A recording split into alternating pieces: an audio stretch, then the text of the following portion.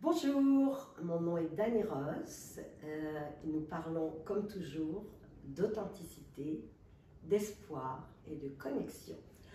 Aujourd'hui, notre thème parle des survivants de la guerre, des gens qui ont vécu la guerre, qui ont vécu des épreuves à l'enfance, sont devenus des hommes et comment ils en sont sortis grâce à leur force, leur résilience et leur courage. Alors, mon invité aujourd'hui est Henri Silver. Bonjour Henri. Bonjour. Voilà, alors Henri va nous raconter son histoire. Il a connu la guerre et il va nous raconter son histoire qui est assez passionnante. Alors, donc Henri. Bon, alors écoutez, je vais commencer par le fait que je suis né en Allemagne en 1935. Donc j'avais 5 ans quand Hitler a pris le pouvoir. À partir de ce moment-là, c'est sûr que les Juifs ne se sont plus sentis en sécurité, loin de là. Donc mes parents, mon père en particulier, qui avait un magasin de vêtements pour hommes, a vécu ce qu'ils appellent le Glasnost à l'époque. Sa fameuse nuit de cristal. Oui, ils ont démoli son magasin, ils ont saboté tout ce qu'il y avait à l'intérieur, volé naturellement ce qu'il y avait à voler, et c'est à partir de ce moment-là que mon père a décidé qu'on ne peut pas continuer à vivre là. Bien sûr. Donc nous sommes partis, il a pris ses claques, ses clics et ses claques, les quelques bijoux qu'il avait réussi à rassembler, et on s'est retrouvés en Belgique. En Belgique, on a vécu un an et demi environ, presque 2 ans, avant que les Allemands rentrent. Et donc, pendant cette période-là, c'était une période tranquille. C'est une période où nous avons vécu relativement en sécurité. Malheureusement, les Allemands sont arrivés et on a recommencé à prendre nos jambes à nos coups. Vos clics et vos claques, comme on dit en Les clics et les claques. Okay. Et on s'est enfui dans le sud-est de la France. Ok. Et c'est Ils là sont à qu'on est- Nice? À Nice, Ok. qui est une belle ville d'ailleurs. Magnifique. Qui est une belle ville d'ailleurs. Et puis, oui, qu'est-ce que vous voulez, on commence à prendre du ventre.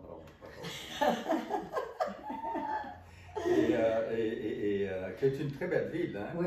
Vous savez, je pense que Nice est la 4e ou la 5e ville de France. Ok. Il y avait à l'époque 350 000, aujourd'hui il y en a 400 000 habitants.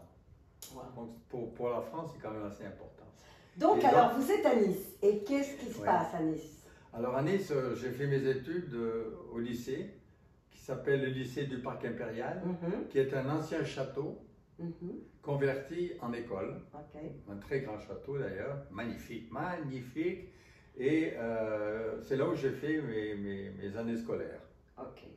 Et là, les Allemands, ils sont où à ce moment-là? Les Allemands ici, Quand vous ils êtes ne à sont, Nice? sont pas encore rentrés Ok. à Nice, mais ils n'étaient pas loin. Ok. Et les Italiens sont arrivés d'abord. D'accord.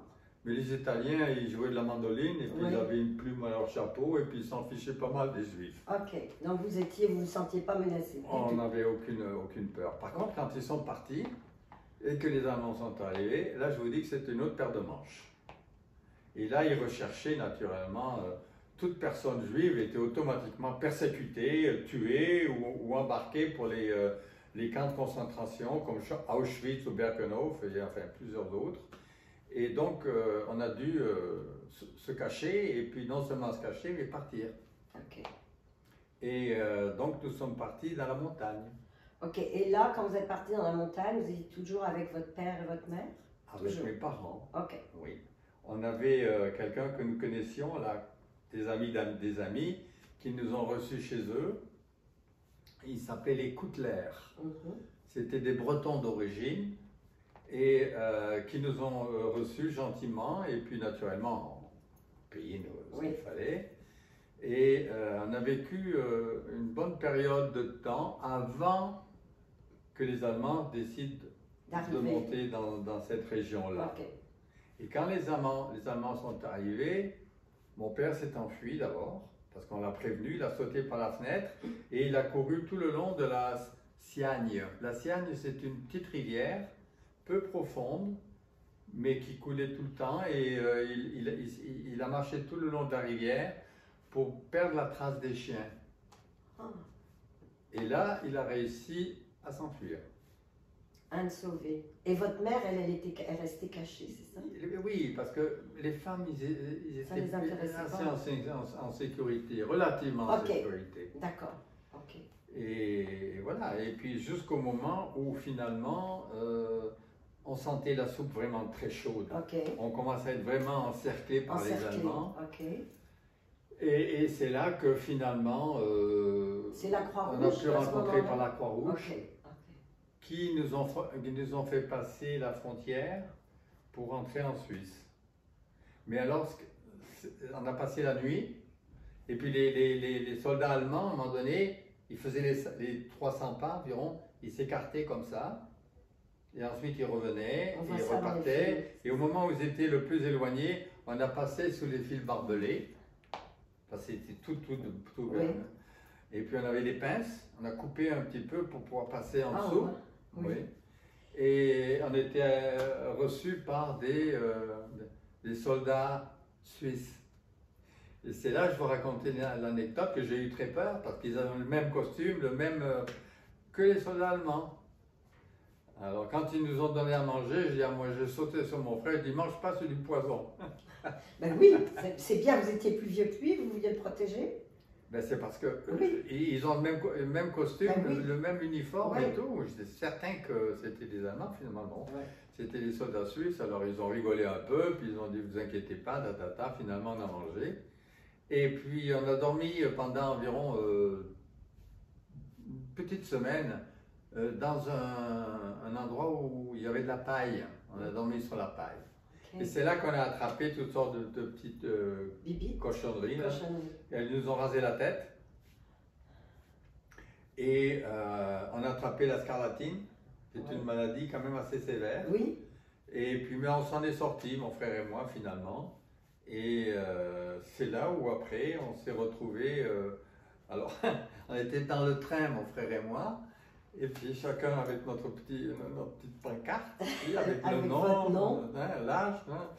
Et finalement, il y avait deux individus qui nous attendaient à la descente du train. Et puis moi, comme un idiot, hein, comme d'habitude, je ne pense pas que j'ai très bien choisi, mais enfin, finalement, ça s'est avéré que c'était bien. Parce que j'ai choisi le grand sympathique qui aurait préféré mon frère à 100%, mais moi je l'ai pris par la main, il n'était pas question que je le lâche. C'est trop mignon ça. Ouais. Alors finalement, il m'a emmené là, et puis ils pleuraient tous en me voyant. Comme je vous disais tout à l'heure, la plus grosse partie de mon corps c'était mes genoux. Alors j'étais Maigrichon. comme un clou. Comment voulez-vous qu'un garçon comme ça puisse aider les paysans à travailler sur la terre? Ok. Alors ils m'ont nourri. Qui m'a aidé d'ailleurs. Et puis le fait de travailler sur la terre, ça aussi, ça m'a renforcé. Je suis devenu quand même assez costaud. Costaud, ouais. Voilà.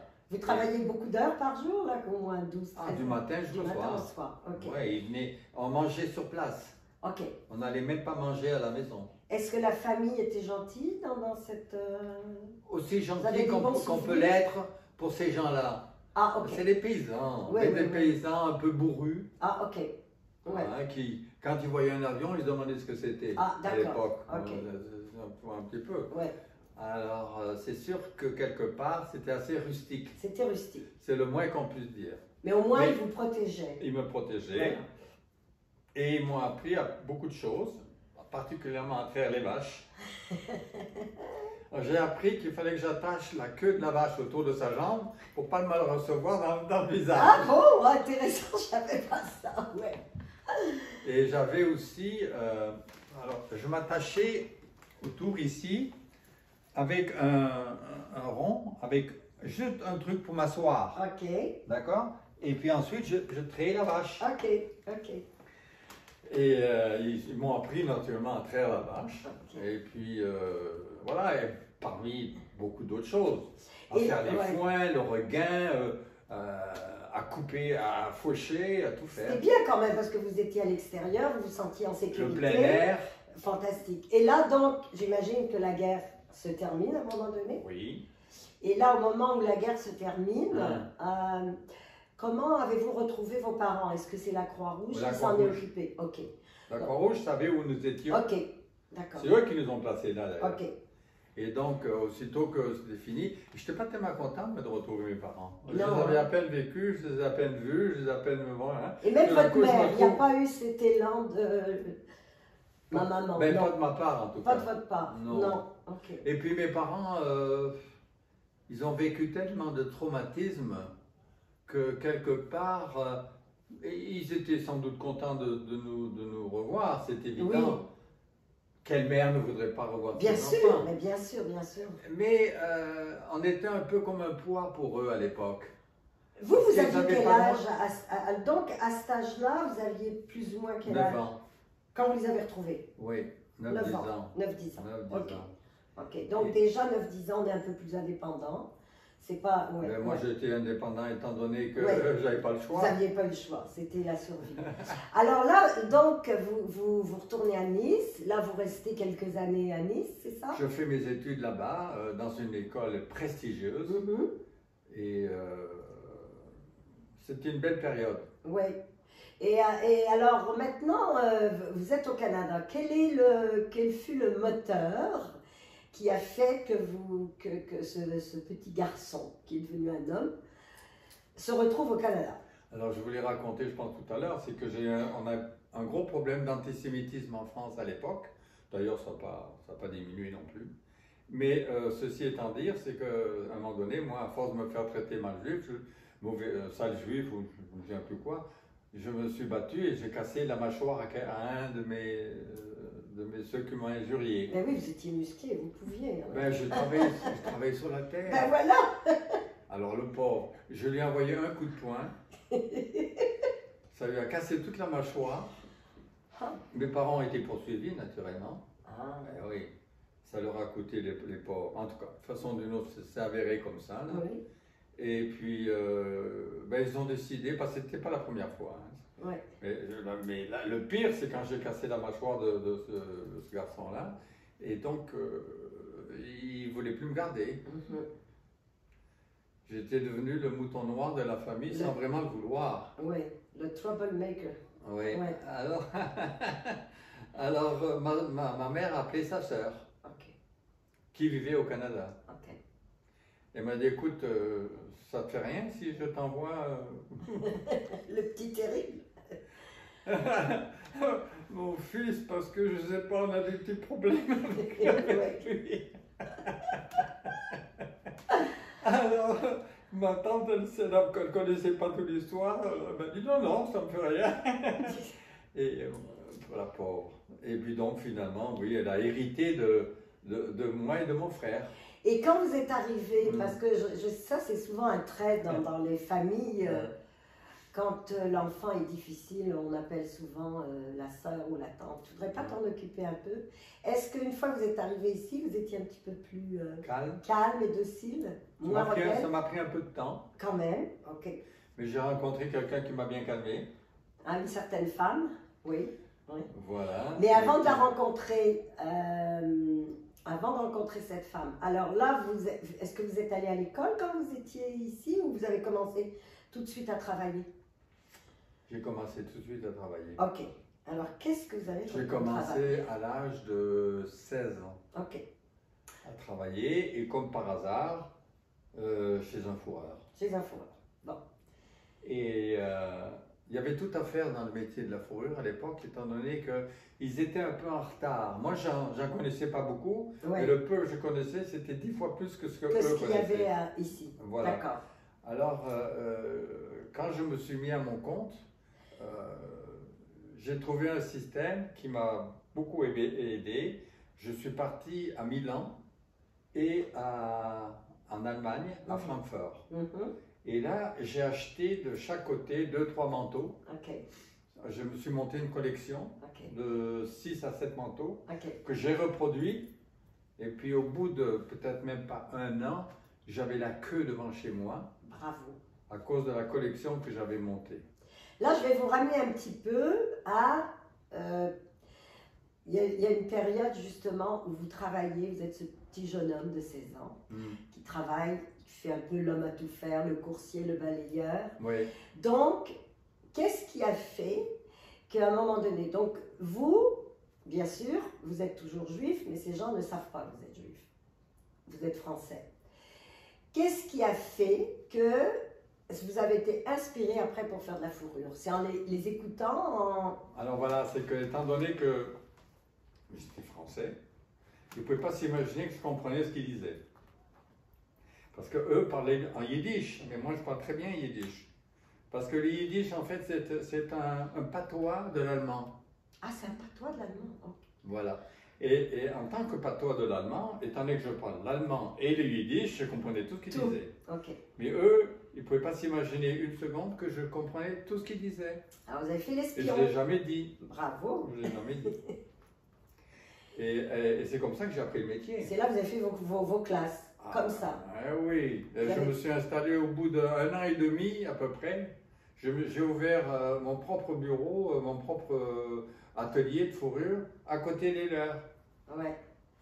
Et comme j'étais français, et qu'à l'époque, les Canadiens français ne pouvaient pas s'imaginer une seconde qu'en étant français, je ne pouvais, donc à leurs yeux, je ne pouvais pas être juif. Oui, c'est ça. Donc ils disaient tous, moi je n'ai pas envie de travailler avec des juifs, moi je vais travailler avec toi, français. Avec toi. Alors, et alors, en fait, si on voit le fil de votre vie, le fil conducteur, c'est qu'à travers tout ce que vous avez vécu, vous l'avez toujours vécu, vous n'êtes jamais senti victime. Vous êtes toujours, non, vous étiez toujours dans la résilience, vous acceptiez la situation, mais ça faisait quand même de vous survivor, c'est-à-dire que ça faisait de vous ce côté malin, ce côté je vais survivre, ce côté, voilà, qui fait maintenant l'homme que vous êtes, qui avait bien réussi avec une femme charmante, des enfants charmants. Maintenant... Je suis un homme de goût. Oui, bien sûr. Maintenant, quel message aimeriez-vous passer à des gens, aux gens qui nous écoutent, ou à des gens plus jeunes, ou à des gens qui vivent des épreuves, comme il y a beaucoup de réfugiés en ce moment, il y a beaucoup de gens pour qui c'est difficile. Vous, avec votre maturité, quel est le message que vous voulez passer aux gens qui nous écoutent? Never give up. Never give up. Never. C'est-à-dire que dans toutes les circonstances, il y a ceux qui sont défaitistes et ceux qui se battent. Voilà. Un défaitiste, il n'y arrivera jamais. Non. Ceux qui disent, je pense que je peux y arriver, je vais me battre, ben ils vont y arriver. Voilà. Et c'est ce qu'on appelle la force et le courage et aussi la connexion. Parce que si aussi vous en êtes bien sorti, c'est qu'à chaque fois, il y avait toujours l'aide des gens entre eux. Hein, vous avez été par les oncles, par la Croix-Rouge et tout. Alors, merci Henri. J'espère que vous avez aimé cette interview avec cet homme qui est drôle, optimiste après tout ce qu'il a passé. Et si vous voulez nous donner des commentaires, laissez-nous des commentaires. Au revoir.